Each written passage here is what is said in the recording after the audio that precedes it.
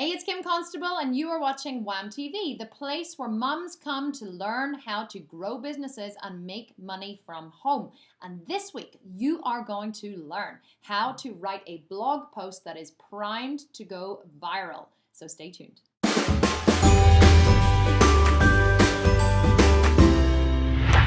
This week, I was doing some research into the concept of conscious parenting. So I typed the words conscious parenting network into Google to see if such a network existed.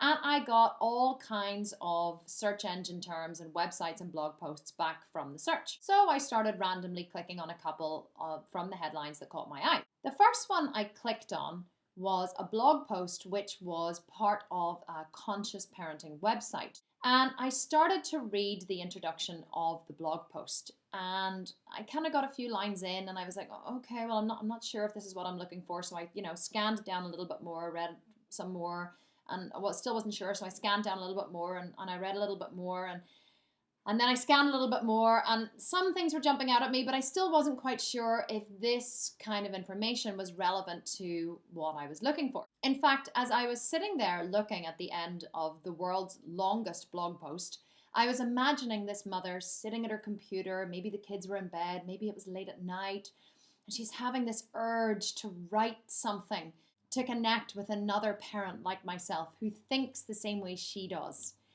And I was sad because I thought how much wasted effort she had put into this seriously long blog post when she could have made her point in a much shorter time. You see, I am probably right within that woman's target audience. Not only am I right in her target audience, but I have a huge following and a huge reach to potentially spread her message if it resonated with me.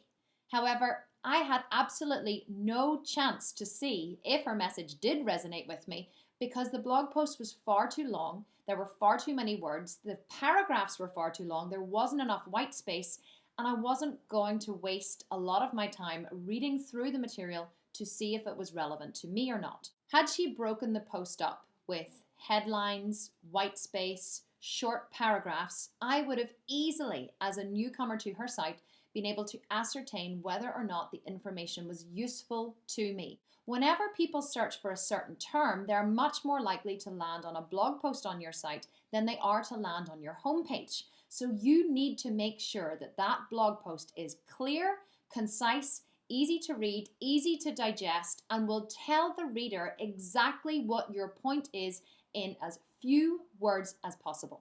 Here are my top 5 tips for writing a blog post primed to go viral. Tip number 1, have one main idea for each post. People will most likely join your list if you have one clear point that they can say, yes, I agree with that, or yes, that resonates with me, or yes, this woman is worth following. So make sure you keep to one idea, not 20 per post. Tip number 2, have a start, a middle, and an end. You are guiding the reader on a journey. You're telling them where you want them to go. So make sure the path is clear and concise. Tip number 3, contain action points within your blog post. There is a little thing that happens with a human being that whenever we read action steps, we feel like we've taken action. They see you as a trusted source of information, someone who can help them solve their problems. And people like people who can solve their problems. So don't just give them the problem, give them a couple of action steps that they can take today to solve the problem if they have it themselves. Tip number 4, invite engagement. Always give your readers something to do. They may not do it, but if you don't ask the question, you'll never, ever, ever get the action. So make sure you finish with a, what did you think of this? What were your tips for this? What's your experience of this? Do you have something else to add to this? If you ask a question, you're much more likely to get an answer. Tip number 5, after you've written it, go back and delete it. After you have written your post, go back through it at least 3 to 4 times with a fine-tooth comb and delete any unnecessary words. Only keep words that are relevant to the main idea. Delete words like Actually, particularly, literally, anything that pads out the post and makes it sound as if you're speaking, those words have got to go. You really just want to have the bare bones of what it takes to convey your idea.